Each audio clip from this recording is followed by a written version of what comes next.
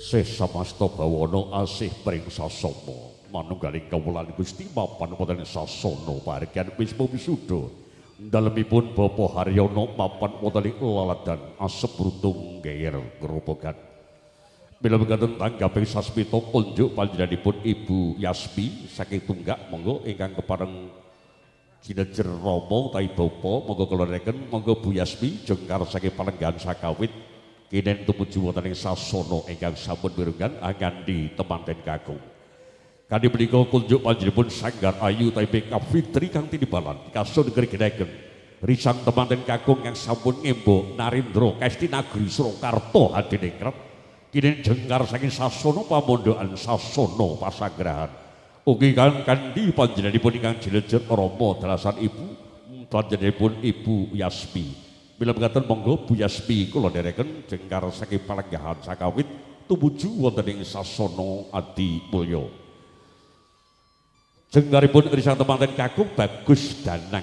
Tokol utawi Mas Eko sampun satata hanginipun kepareng derek meminta mring Gusti badhe nitih baita sesarengan kaliyan kusupaning Ayu Anissa mugi tansah pinayungan yuwana pasuki. Jengkaripun saking sasana pasagrahan tumuju wonten ing sasana Adi Mulya jumbuh kaliyan swasana kairing ladrang Sri Kuncara Tindakira.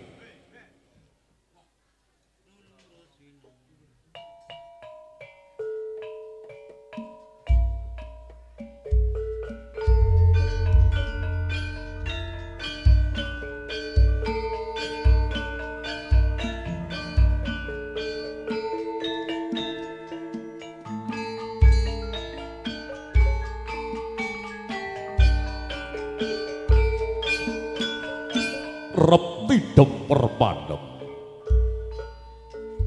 Reptidem permanem dadan ana kang nyabawa bebasan walangan isi godhong kayutane pah sami rana dadan lumampah kacena kena perbawane risang temanten kakung kang imba Narendra jengkar saking sasana busana utawi sasana pasagrahan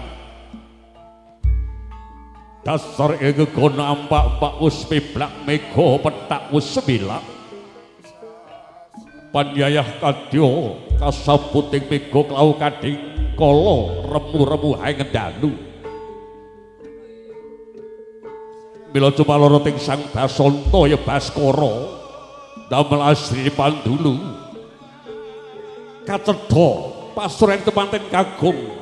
tetrawengan kadya sunaring Baskara dasar sampun ngagem busana jengkep dodot Narmati Kesti Nagri Surakarta hadiningrat sarta kawimbuhan sang saingan Rukmi Carpa Sekar Mladi warna seta haing lawer ijojo panyayah pindha taksya raja Mabet Kuluk Kanigara werna Kresna sinulam benang kencana sarta susuping Sekar Mladi dasar gagah prakoso tetep piteksa wibawa lan birawa tindakira saking laladan Tunggak Torong grobogan kanthi teteken manembah maguru makarti makarya padhep lan mantep manembah tansah eling pring Gusti kang gelar jagat makarti kapribaden kang becik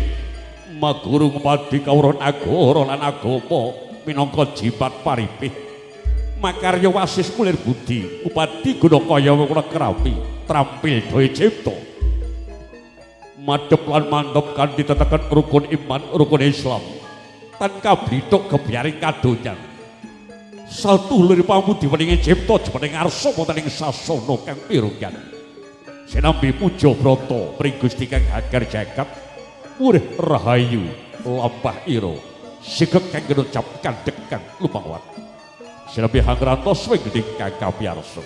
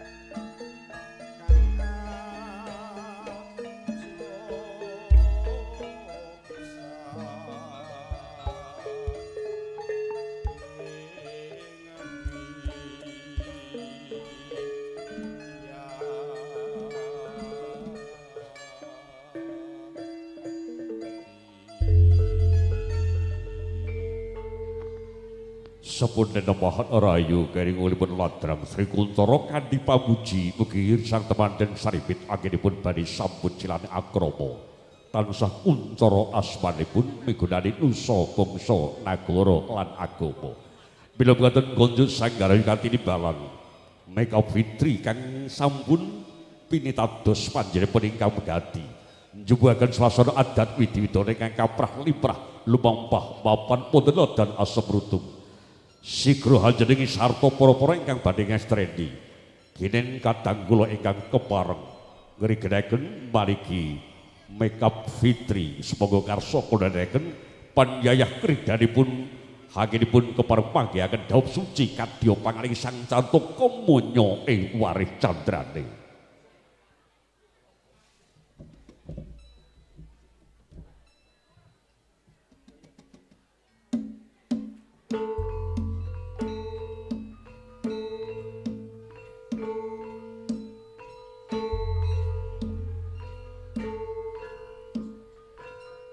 Bismillahirrahmanirrahim.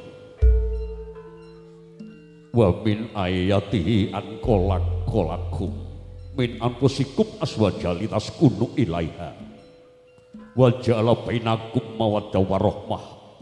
inna fi dzalika layatil liqaumin yatafakkarun al-ayat.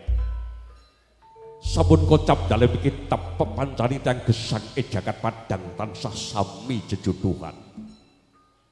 jejerita sawantah sifat jalu lan wanita nyawijaken tresna kang tulus hanginipun badhe ambyuring samudran bebrayan sampun wening cipta manr panggratanipun apagut catur nitra kapurwakan balang katresnan balangan gantal kang winastan gondang tutur godhang kasih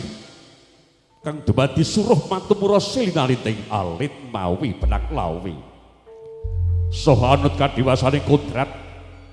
suruh jarwa dasa sumur ping kawruh-kawruh nagara lan agama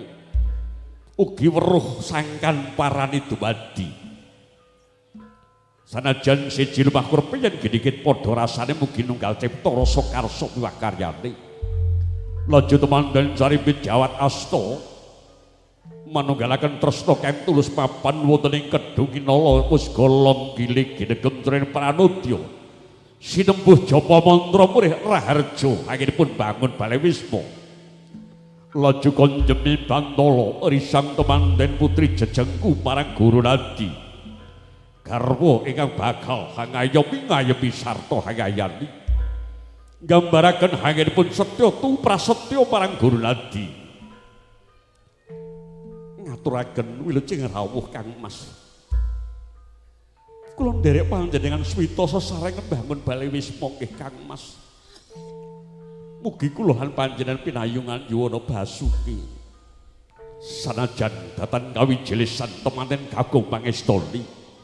Bombong jroning kalih panyayah kadya sepenong kadara dasing impen kang wis dadi wujud. Laju datan saranta temanten kakung lepas cenela. Keparing idak Kuntala wiji dadi kang tumempang mapan wonten Sekar Triwarna mawar mlati sarta kantil udari para winasih yen winawar kedhelati mugi tansah kumantil-mantil salebete batos pecah balabar ing Bantala mujitaken pecahing asma jejaga lan parara silih asma garwa jarwa dasa sigarane nyawa ya sigarane jiwa ugi gambaraken badhe pecah ucul saking pangembanan panggula wentah Rama Ibu badhe mandhereng pribadi. Temanten putri sampun nyawut tirta basah samaran ranu padha. Ijali Sukerta panandang sikara-kara. Pancabaya hanamung bagya mulya kang kajiwa temanten saripit. Sampun purna kalajengaken junjung derajat adicara junjung derajat temanten kakung junjung derajat ingkang garwa awit jroning bebrayan sanajan beda tanggung jawabe siji kewajibane nanging padha kalenggahane mila panjenenganipun temanten saripit manner panggraetanipun ing ciptane kinen temanten putri sembah kalbu laku utawi lumaksana winastan pradaksina ngubengi keng garwa wiwit sangajengipun ngantos dumugi kiringipun temanten kakung ateges ginobel ginobet tresna kang tulus lampah pradak sina sinambi memuja brata Gusti kang kebak nugraha kebak welas asih mila temanten putri Hanamung legek jroning kalih kadya seminding ngarsa dalem Gusti Purbaningrat ugi kanthi pamuji rahayu kadya sabda dalem Rasulullah sallallahu alaihi wasallam barokallahu laka wa barokah ngalaika wa jama'a bainakum mafika ini mugi Allah sekali pari berkah barokah temanten saribit anggenipun daup suci sampun jemenen jajar terpindho ceriga manjing marangka prasasat getih rong tetes daging tampil balung coklat wis panunggal dadi satunggal nyawiji dadi siji Rama Haryono ngasta sindur rekta wilis sindur srendang rekta wilis abang lan putih sinambi laras maya memuja brata pring dewane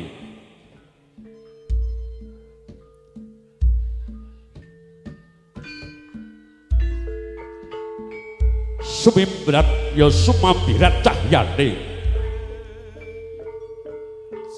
jejering Sudarma Bapa Haryono sing keping sindur Bayangkari kang putra saribit lonlonan lampah ira kanthi santi jaya jaya jayanti nirbaya nirwikara prasasat pindara langging srem tirta wani swindu danggone anggenipun kemban kang putra dasar Sudarma datan kendhat tirakat datan mendha tarak brata kang uspana kiblating bebrayan awit jejerit yang sepuh ampun ngantos sepuh sepah tuwa sabun wastra lungset ing sambiran mumeng gedhe rembulanipun jembar kalangan ditan saparing ulang uruk kawruh nagara lan agama kanthi kebak ing kaprayenan nengenaken ing pangadi-adi sarta ngedal pitutur ngilmu sakane paran dumadi lire wong urip kudu ngerti saka ngendi asale wong urip kudu ngerti dalan kang kudu diliwati bisa pilih lan milah mrih utama wong urip kudu ngerti papan kang sinedya ing tebine sampun dukung yen kang tuju Tritmaja saribit lenggah kanthi mardu pertikane penggalih pindha mutiara lan embanan Bapa Haryono ugi kan jejer biyung tanem tuwuh ya tanem jero katanem kanthi kebak tuwuh ugi tembe tansah tumuwuh jero ateges bakuh kukuh datan rapuh dasar temanten saribit mesam-mesem mardaya kebak nugraha bebasan sosok wani kendi wis cocok rasane ati kalajengan adicara krobongan bapa timbang Bapa Haryono ugi kang jejer biyung kepangreng badhe jengkar sagi palenggan sakawit tumuju palengganipun temanten saribit kanthi pangkon tresna bapa timbang habobot hanimbang tresnane wong tuwa marang Kang Atmaja kapangku jengku kanan kiri astong rangkul pamidangan Kang Atmaja saribit boten bancindi banciladan kacena padha abote padha timbangane ateges kanthi linandhesan tresna kang tulus ateges mangestani kang putra samya bebrayan mujudaken bebrayan gung sayek sega kabdi lamun manunggal tetunggal lahir batin payu budi rahayu Bapa Haryono kalian ibu lenggah malih wonten ing sasana palenggahan sakawit kalajengaken adicara kacar kudur temanten kakung ngembo Kyai Ambar Sejati temanten putri panjayah Kyai Ambar Sejati temanten kakung jumbuh kalian Dasanama priya kedah prigel makarya Upadi guna kaya wong kula kerambi. Sampun jumeneng ngasta tilam lampus kacuk gumbala sindur alit. Kaisenan raja kaya donya brana palawija kapulaga praseta. Beras ketos kacang kawak deli kawak jagung kawak pari kawak empon-empon. Arta receh sarta sekar triwarna. Pralambange temanten kagum wajib tanggel jawab. Ngayomi ngayani kenggarwa. Temanten putriku semaning ayu Anissa Kistika Banowati panudya kang utami Sulistowarni Kandi Mastuti dawuhipun para-para kang pinasis nampi kaskaya guna kaya kula kerambi kanthi kebae pangadi-adi Nastiti Setiti sarta dasar wanodya tampi kang sregep ngaji bekti ayah wibi ing tembih anggenipun sambut silanagrabi antara rezeki kang suci saking Maha Gusti Hyang Widi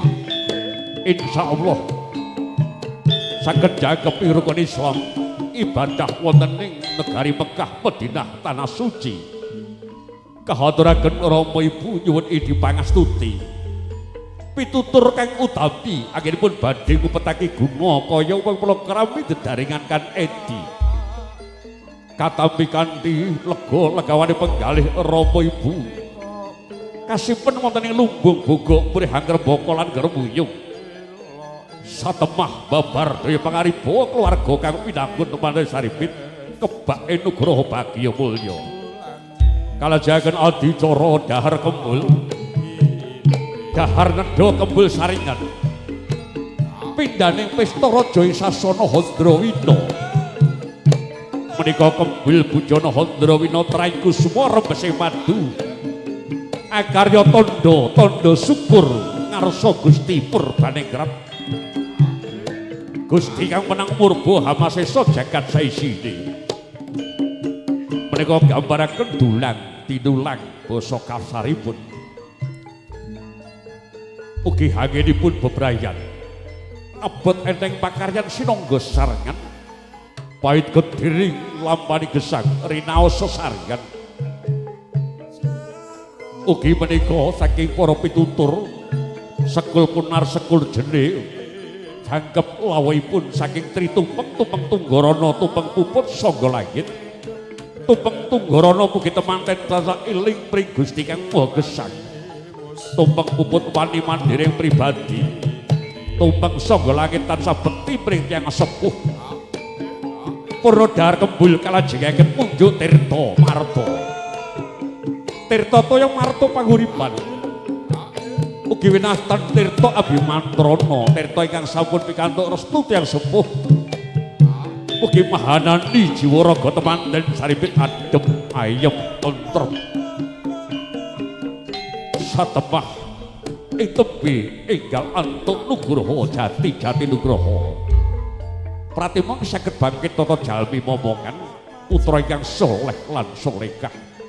minangka regengi Balewisma rahayu lampaira sigeg kang kinecap kanthi kang lumawat sinambi ngantos suing geni lumantar yantara laras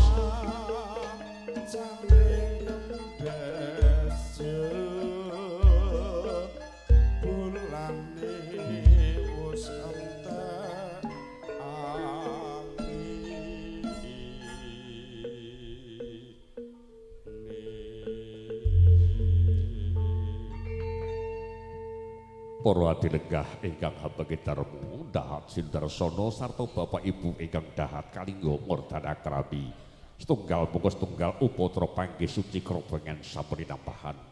tumuli adicara pangabekten pritiyang sepuh kula nyuwun ugungan dhumateng Kateng Lobyanto laras sanajan tanpa waranggana kepareng pinarung panjang ilang telutur.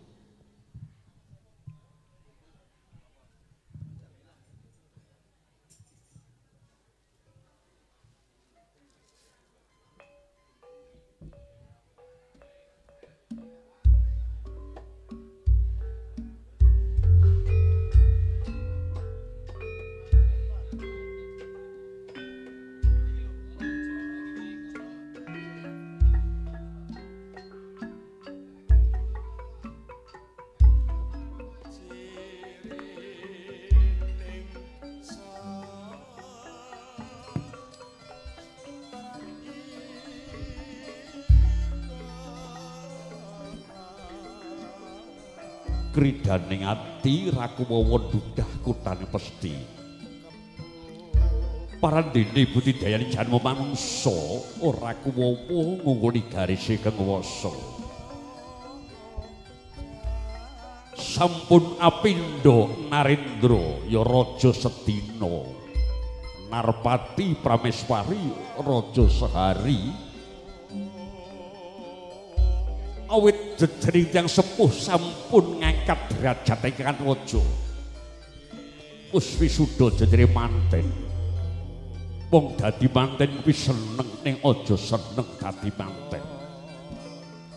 sanajan ewuh kaya pambuti temanten sigra jengkar saking praskarana damparing asmara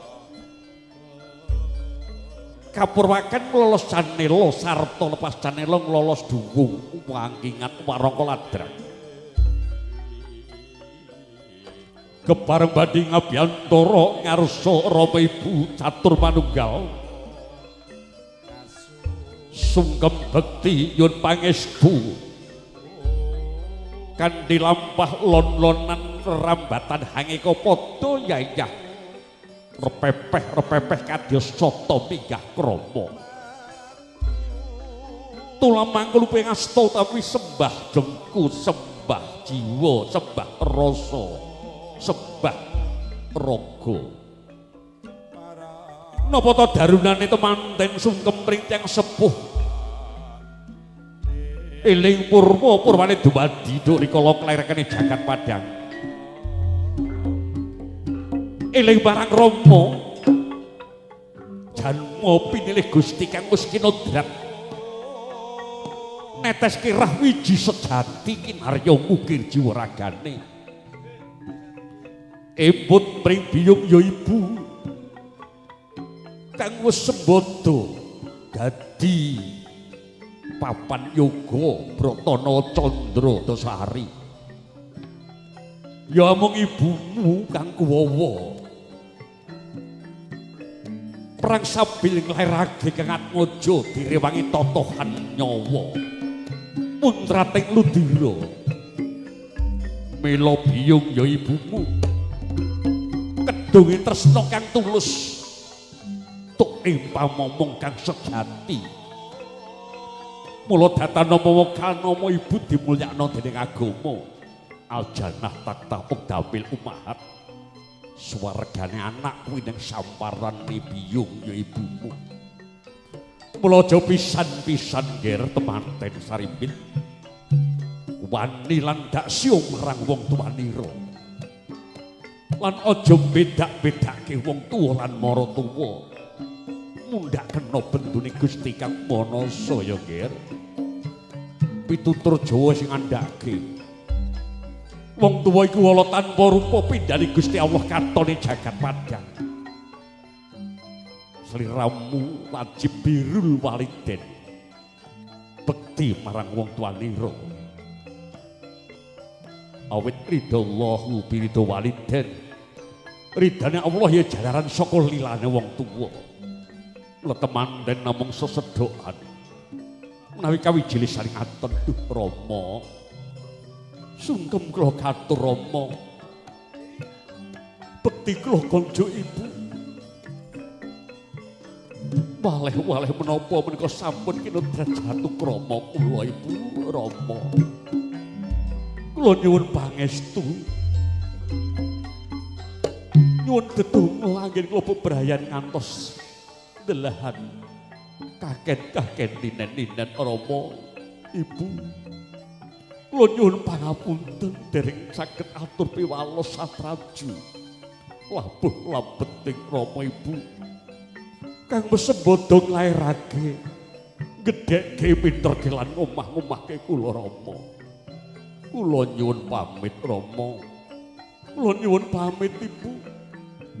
badhe ucul saking panggula wentah Rama Ibu mandiri pribadi bangun bali wisma piyambak nyuwun pangestu Rama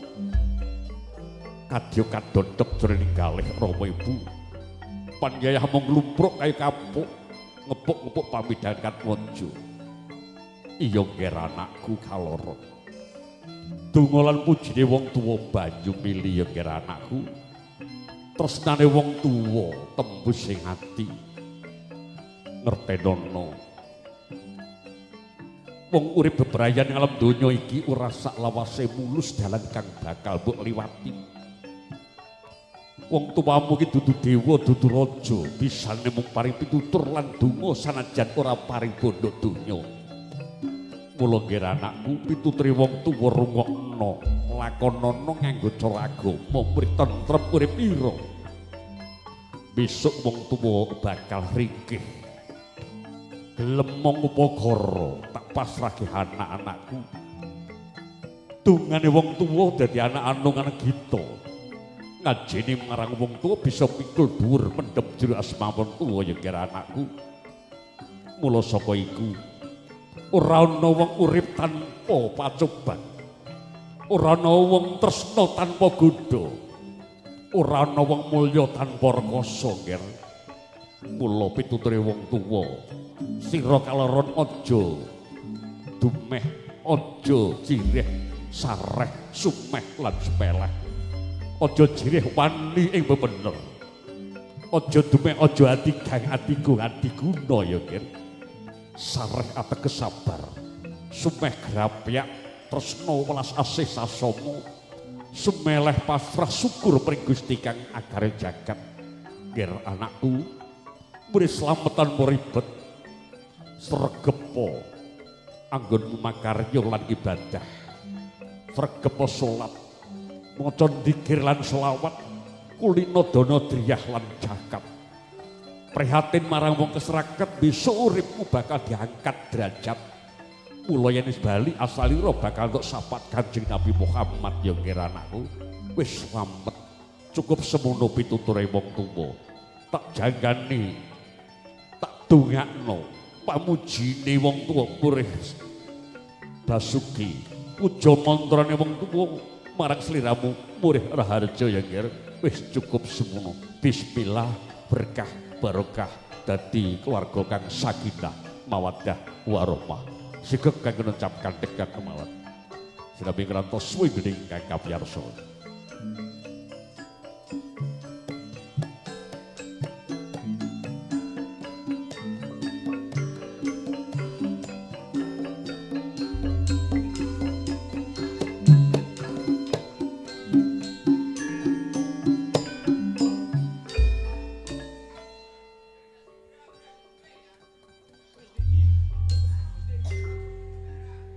Sinartan sinakartani pakurmatan sagu pertamu hanembung bandit kawicaksanan mugi dadosaken syukur srikali maliki keluarga agung kagi bewani pisan sakilatan tunggak. Kridanipun Sanggar Ayu Tawi Makeup Fitri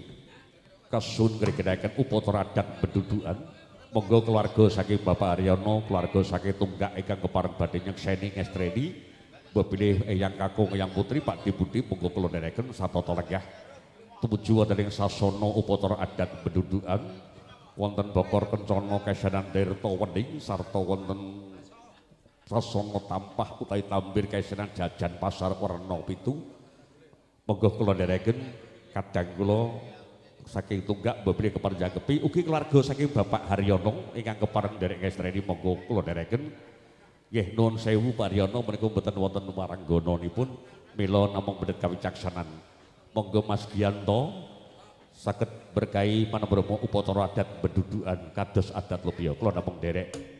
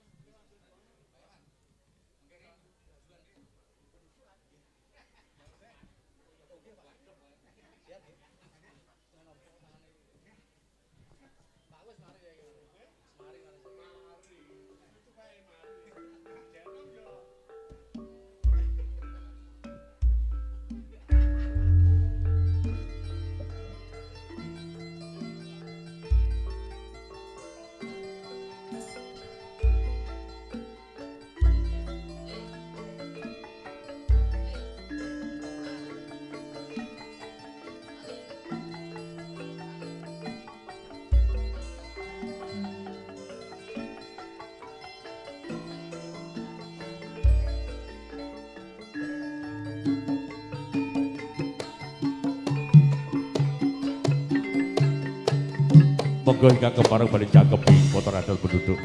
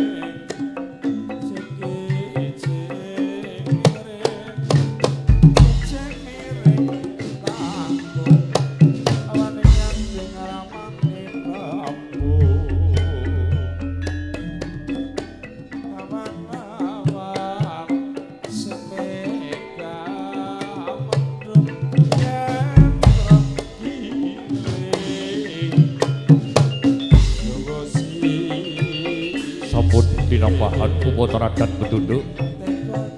mujudaken hangenipun gelar budaya kabudayan tradisional mugi tansah pindayungan Yuwana Basuki kepareng kantheng kula yata laras nyuwun gedhe kang kamiyarsa.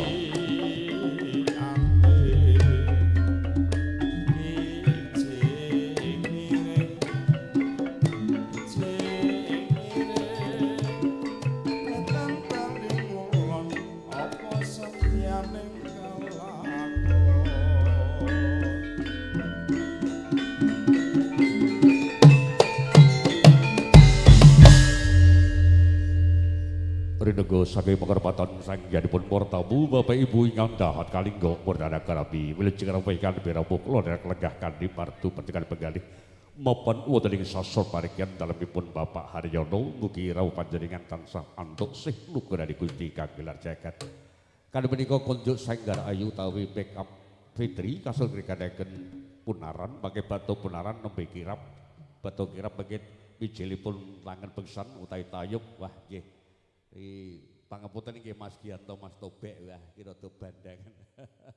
Nggih rahayu samudanipun.